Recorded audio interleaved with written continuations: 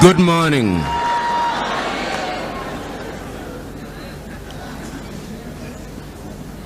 Good morning. Let me say how happy I am to be with you this morning. I've already been told that the congregation here present represents a number of countries from within the continent of Africa and from outside of Africa, and that it is, in a manner of speaking, the United Nations in microcosm. I have been asked to speak on a subject that allows me to mention a number of things, but because this is a Christian setting, I've chosen to predicate my speech upon 3 Bible verses. The very first one is to be found in the book of Daniel. And you will remember that in the book of Daniel, the story is told of King Nebuchadnezzar and how he conquered the territory that was occupied by the Jewish people. And we are told that immediately he made that conquest, he asked one of his officers to identify from within the ranks of the conquered people intelligent individuals. And the Bible records in that book of Daniel that they identified Daniel. They also identified an individual called Ananias, and they identified another individual called Mishael, and a third one called Azariah. And the Bible proceeds to tell us that they were all renamed Belshazzar, Shadrach, Meshach, and Abednego. And there is a sense in which it is those given names that they are known by throughout the ages. And we are told that they were schooled in the arts and that they were some of the most intelligent individuals.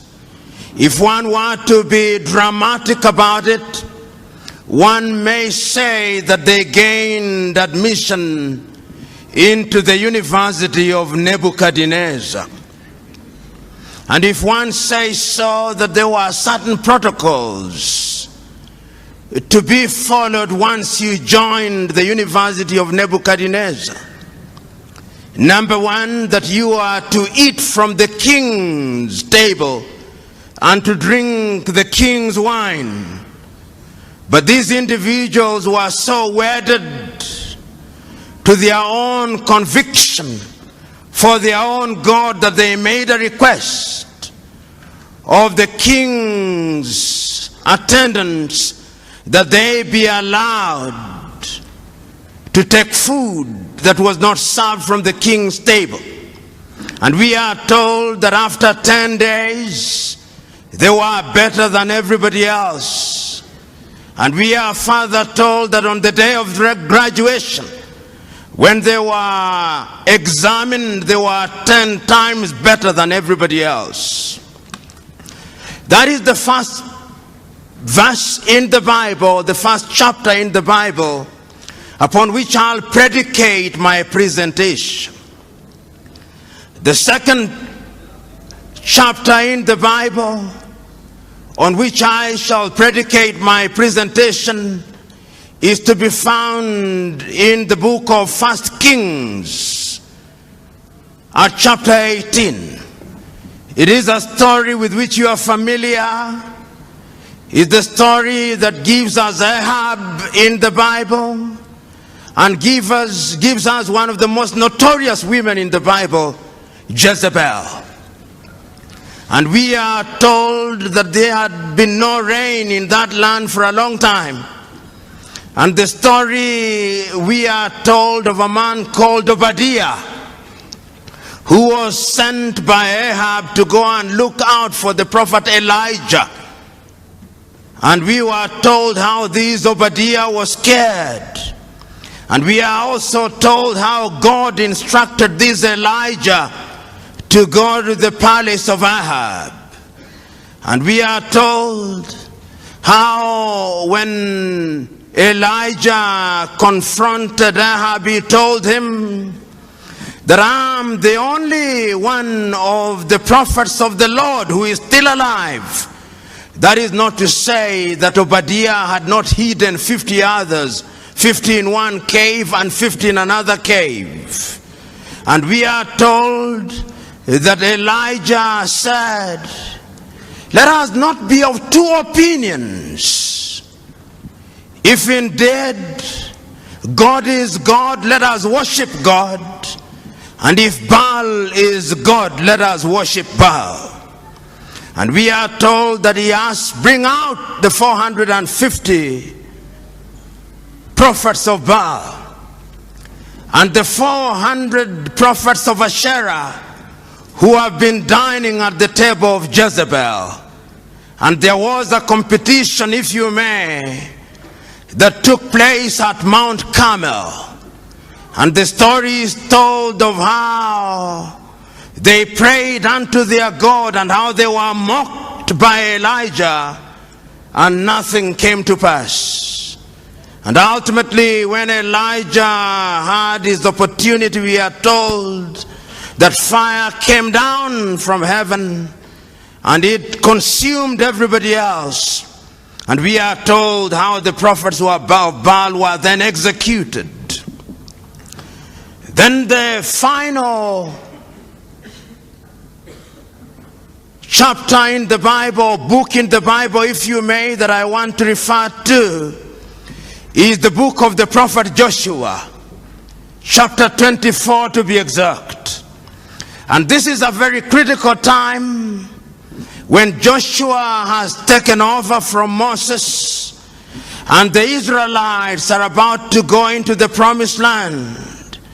And we are told that Joshua gathered all the children of Israel, and the story is told of how he reminded the people when they were across the river that Abraham's father Terah worshipped gods other than the real God.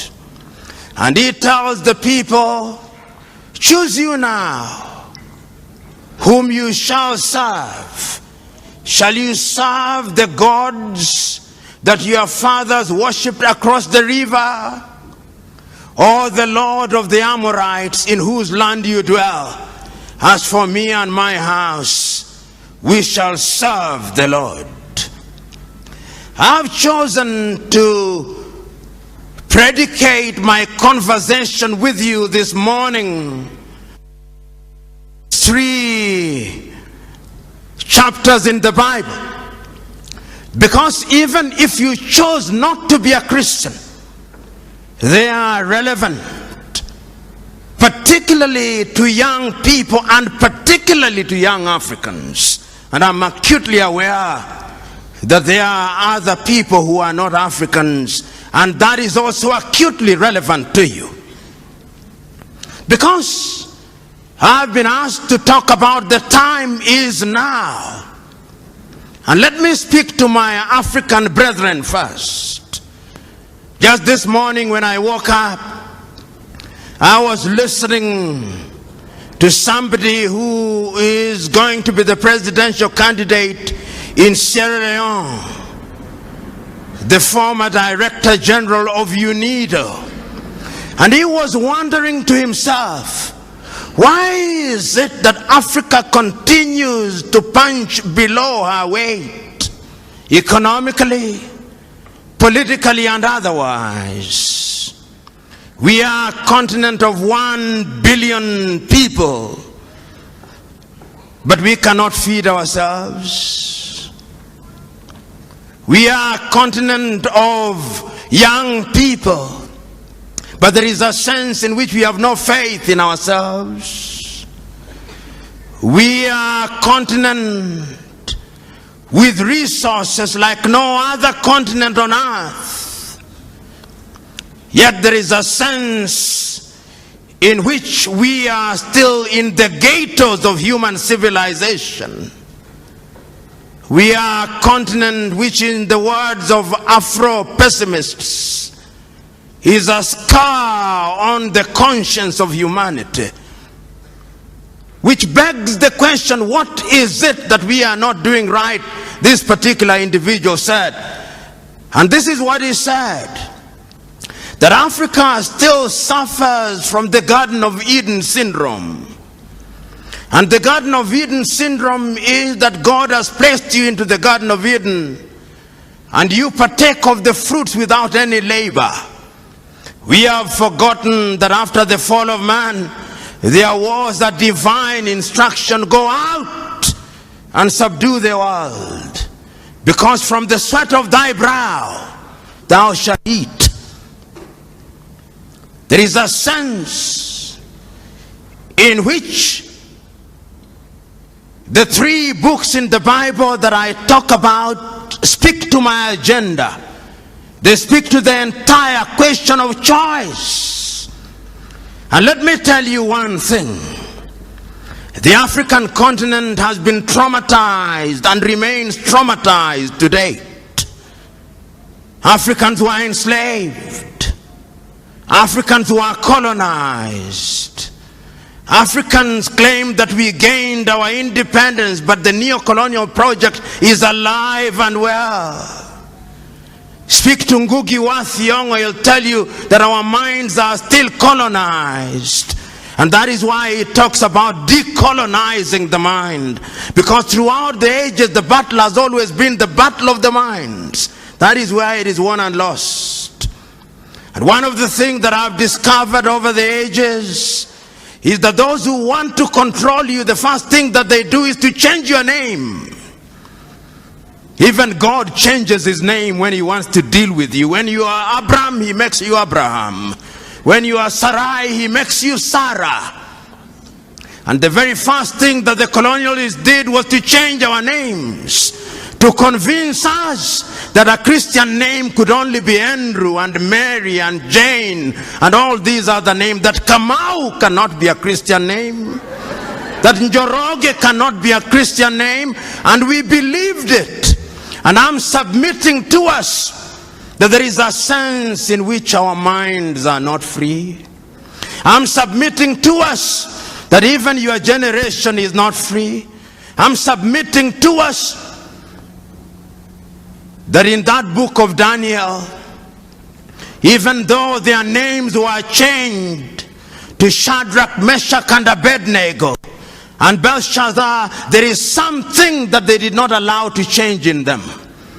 They refused to eat meat or anything that was sacrificed to the idols.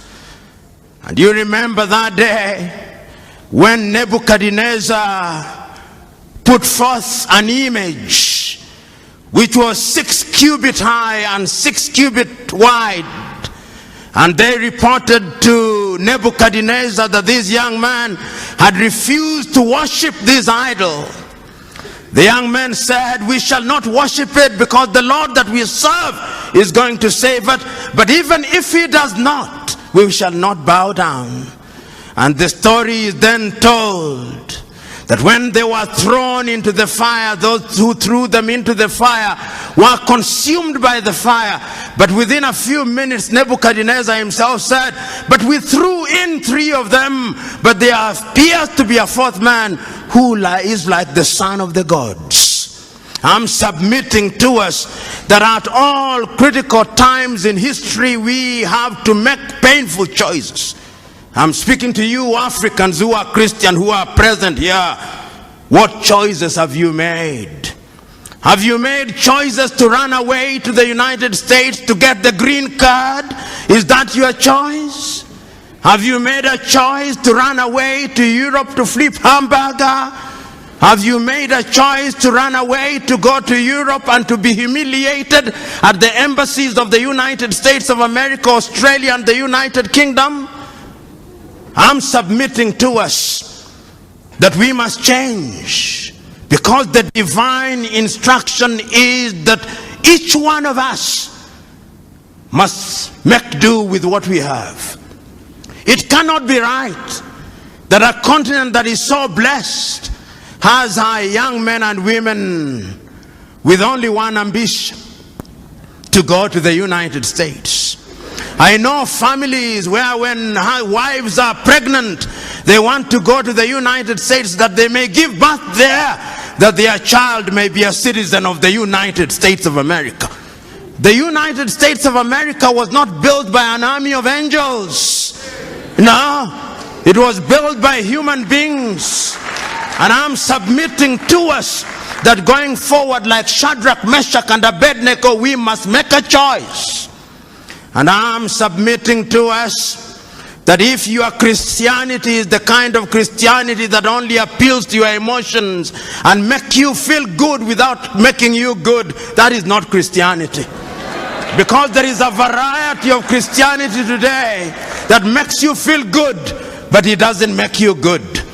And I'm submitting to us that we must change now, because if we don't change now, you are going to be subdued by other civilization. And as I said at one forum, and I repeat it now, there are two ways of being at the dinner table of civilization. You can be at the dinner table as a diner or as a waiter. Choose you now. Whether you want to be a diner or a waiter, choose you now. But even as I proceed, I have not forgotten that there is another book, that there is the battle between Elijah and the gods of Baal. Today, we have erected unto ourselves gods of Baal. I go to many churches, and there is the prosperity gospel. The gospel that tells us that the church is a casino, where depending on how much you pay as a tithe or givings, then you'll get blessing. That is not the God that I worship. And if there was such a God, I would refuse to worship such a God. The God that I worship and the Christ that I follow, I remember on that day when an old woman had given the smallest contribution, he said, that woman has given the most, because there was sacrificial giving. We must now interrogate our Christianity, because Paul says, I would want you to be like the Christians of Berea. Because the Christians of Berea, once you'd preach to them, they would go to the gospel and ask, are you preaching the right thing, or you are preaching make good gospel? I'm submitting to us that at critical moments in history, there has always been a choice. And this is what Elijah is confronting the people with. He says, for how long shall you waver between two opinions? If God is God, worship God. And if Baal is God, worship Baal. I'm submitting to you that the time for choice is now. If material things are the things you want to worship, if you think that having Lamborghini, if you think like having Ferrari and all these other goodies is the right thing, then you can go on. But the last time I checked, greed is insatiable. It's like drinking salty water. The more you drink, the more you want. So choose you now. You Christians and Africans shall come to the white men who are present in this room shortly. I'm submitting to us, and there is a preacher that I love for only one thing. Or sometimes I think he go overboard on his love for Israel. John Hagee. And he says one thing that I love: the uncompromising message of Jesus Christ. It is the same yesterday, today, and tomorrow. So that there is no question of humoring you in the church. It is telling you as it is. And I'm saying that even as we are waiting for heaven, and heaven will come in the fullness of time, in the intervening period we must eat. In the intervening period, we must go to school. In the intervening period, we must make Africa great. And we can make Africa great. What pains me most is when I see young men dying in the Mediterranean Sea.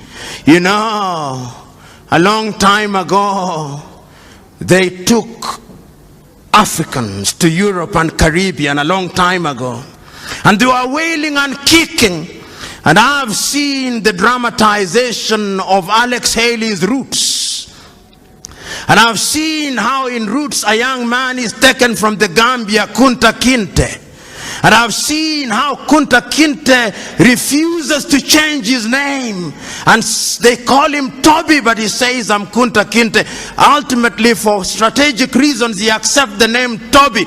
But he retains Kunta Kinte throughout the ages. And 200 years later, Alex Haley is able to trace his roots. But today, young Africans are going to Europe willingly to be enslaved. It's slavery by another name. Because you are paying wages, you are paid wages that can barely keep you alive. I'm submitting to you who are here. Africa is the land of action. I'm submitting to you here that the Europeans will never respect you if you don't respect yourselves. Because respect is earned, not given. I'm submitting to you that you will never sit on the table of civilization as equal partners unless you are demonstrated that you are worthy of being a diner rather than a waiter. Choose you now what you shall do. The book of the prophet Joshua is also another book. It speaks to the Israelites. The Israelites were in captivity for 400 years. They brought Moses unto them. Moses delivered them. But at critical moments, they wanted to go back to the flesh pots of Egypt. At critical moments, God parted the Red Sea. At critical moments, there was a pillar of fire to separate them from the Pharaoh. But they still went back to their old ways. And an aging and a dying Joshua is telling them the point for making the choice is now. When we were taken away from Ur of the Chaldeans, Terah was worshipping idols. Abraham was worshipping idols. There was a change in him and he became Abraham. And now you have come to the land of the Amorites. And you are worshipping their gods. Choose you now whom you shall serve. The Lord God or the Lord of the Amorites. As for me and my house, we shall serve the Lord. I'm submitting to us now. Choose you now whom you shall serve. The Lord whom you only serve on Sundays, or the Lord that is immanent and must be served every minute. Choose you now. As Christians and as Africans. One can go on and on. But let me turn to the white people who are present in this assembly, who are our brethren. You came here by divine instruction to evangelize Africa.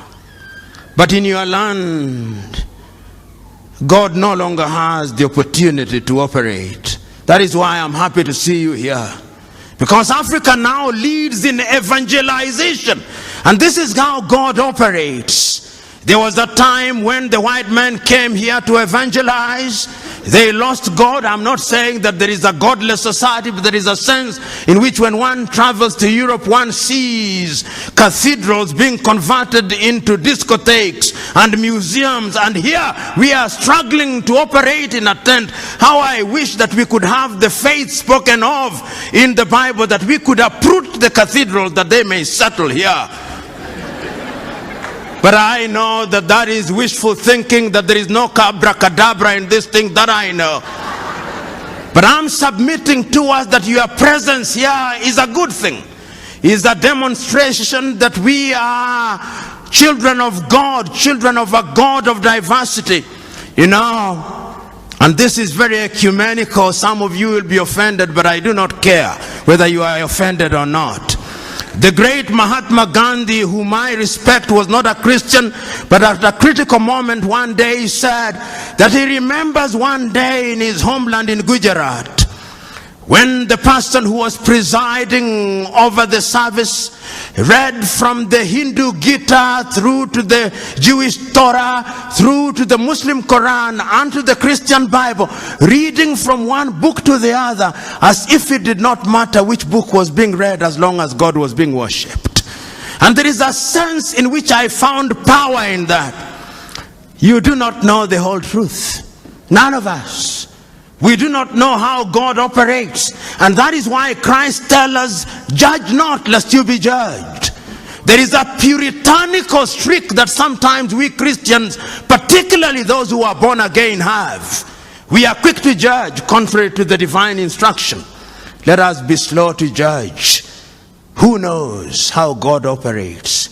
Who knows how he does his things? Because all of you, including myself, we are so sinful that if it was by works alone, none of you are heaven bound. None of you. You may think that you are good, you may think that you are doing all good things, but he says none of you is heaven bound except by the grace of God. And if we appreciate that, then we would be very humble. But even as I talk about these things and change now, I'm not unaware that I was asked to speak for 25 minutes. And being aware that I was asked to speak for 25 minutes lets me now move with jet-lag speed in the direction of my conclusion. What is it that I've been saying? I'm saying that we who have the advantage of knowing God, we are in a unique position because we may sin, and throughout the Bible there are many sinners. I used to wonder why God said that David was a man after his heart.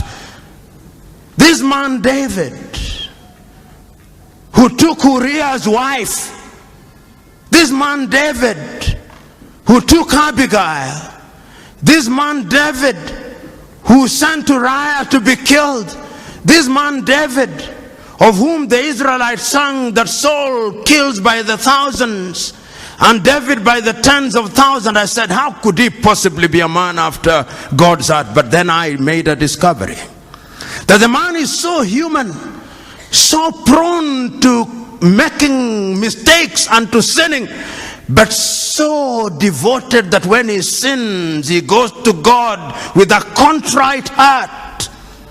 And then I discovered that all of us must strive to do that which is good and right. Then I discovered that wherever we are, whatever we do, we must use our Christianity well. A friend of mine told me not so long ago that he was at an airport in the United Arab Emirates, and there was a signpost. Whether this story is true or apocryphal, I do not know, but I'll use it nevertheless. There was a sign that said, you can leave your things here, they are safe, there are no Christians here. And the moral of the story is one that is not far to seek. We claim to be 80% Christians, and yet we are one of the most corrupt nations on earth. Where is our Christianity? We claim in Africa to be immune from all these other things. I know there are Ethiopians here, and I'm not unaware that your economy is doing well, but yet the Oromo has a problem with the Tigrinya, and the Tigrinya with the Amhara. So that when the chips are down, the blood of ethnicity is thicker than the blood of Christ. I know that there are Ugandans here, and I know that there are moments when being a Muganda is more important than being an Acholi or a Teso. The blood of ethnicity is thicker than the blood of Christ.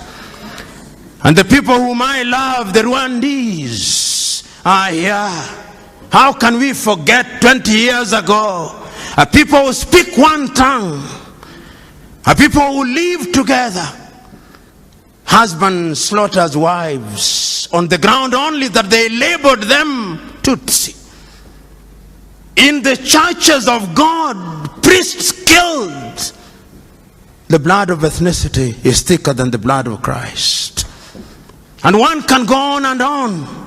The only country in Africa that appeared to have been vaccinated against ethnicity is Tanzania, the home of that great man Julius Kambarage Nyerere. They appear to have been vaccinated. But come to my Kenya. Oh, my Kenya. Oh, Kenya. Even now as we approach the elections and you are going to make the decision, I can assure you that there will be no change.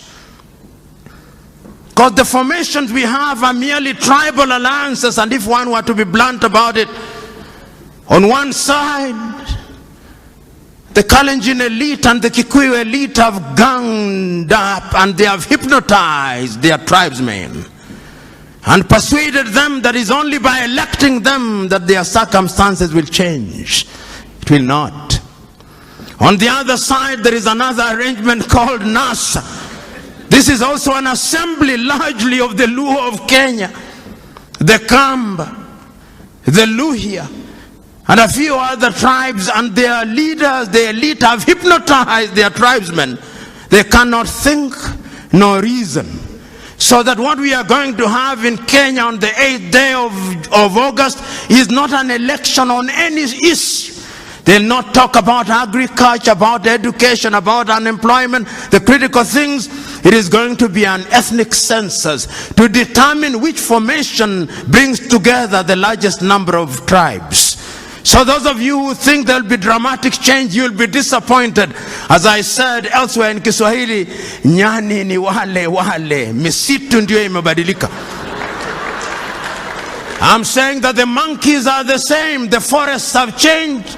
And if you ever doubted me, there was once a forest called COD, there was once a forest called ODM, it has now changed into NASA. There was once a forest called URP, there was once a forest called TNA, it is now Jubilee. Nyani ni wale wale, na hulka zao ni zile zile.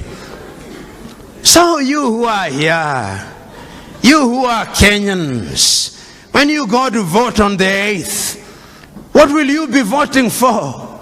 Agriculture, employment, or modo anyoba? You who are from the Luo extraction, when you'll be voting Oduadu or health and education. Who will betide you? Because the question has always been, choose you now whom you shall serve, the Lord of the Amorites or the Lord God. As for me and my house, we shall serve the Lord. You know, one of the things that I find painful is for anybody to tell me to vote an individual because he's from my ethnic group. It is the greatest insult. Why did I go to school?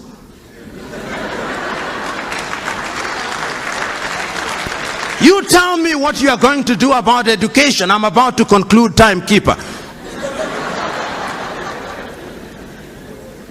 The British had an election, have an election today. If you came to Kenya and listened to what, you would think that there is an animal called election, which has never been seen by any human being since creation. And that God has instructed that Kenya be the experimental ground. You listen to what is happening, yet elections are known. Is a competition of ideas. Within a few hours, tomorrow, the day after, we'll know who is the Prime Minister of the United Kingdom, and they'll be counting 50 million votes. In Kenya, we'll be counting no more than 10 million votes, and Africans can't count.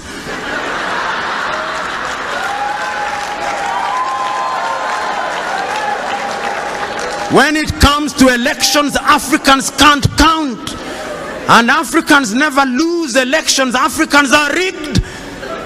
How can you run a continent like that? Yet we claim to be Christians. If you go to the Germans, they'll have an election. And within a few hours, they'll have results, because it is a competition of ideas. You know, when you look at Europe, the reason why Europe is ahead of us. How many of you, and this is what I must conclude with.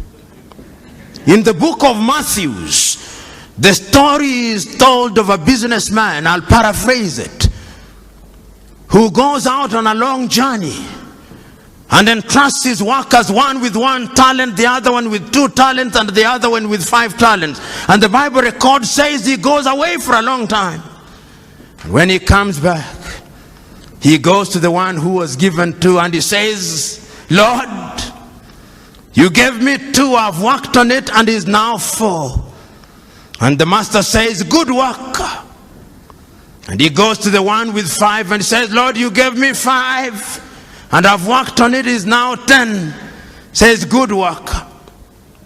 And to the one with 1 talent, he says, I know you. You are a hard-hearted person who likes to reap where you have not sown. And therefore I kept it, here it is. And the master says, why shouldn't you then have given it to those who are in the business of giving interest? And the Bible records, and to those who do not have, even the little that they shall have shall be taken away, and it shall be given to those who have. We have, but we don't utilize. That is why God has now brought the Chinese to take it away from us. That is why God has brought all these people to take it away, because we do not know what it is. I can go on and on, but what is the wisdom of going on and on? When it is so clear that we must make a choice. So I'm submitting to us in conclusion that this is the choice. The choice that we are confronted with is the choice that Shadrach, Meshach, and Abednego were confronted with. To choose to worship the god idols erected by Nebuchadnezzar, or to remain faithful to their agenda. The choice that you are confronted with is the choice that Elijah presented to the prophets of Baal. Choose you now. Do not waver between 2 opinions. If the Lord is God, serve the Lord. If Baal is God, serve Baal. And the latter day Baals come in the form of cars, houses, and other earthly things. The other choice is the same one that Joshua gave to the Israelites. Choose you now whom you shall serve, the Lord whom your fathers worshipped across the river, or the Lord or the God of the Amorites in whose land you serve. As for me and my house, we shall serve the Lord. I'm submitting to us that you young Africans must change Africa. You young Africans must do something for Africa. And you are not going to do it by tweeting, no. You are not going to do it through Instagram, no. You are not going to do it through Facebook, no. You are not going to do it through social media, no. The last time I checked is that you must roll up your sleeves. You must roll up your sleeves and go into the arena of action. Suffer, sweat, plant the tree in the knowledge that those who plant the tree may never enjoy its shadow, but the joy is that the planter of the tree has planted the tree. Another generation will water the tree, another generation will prune the tree, another generation will enjoy her shade. God bless you.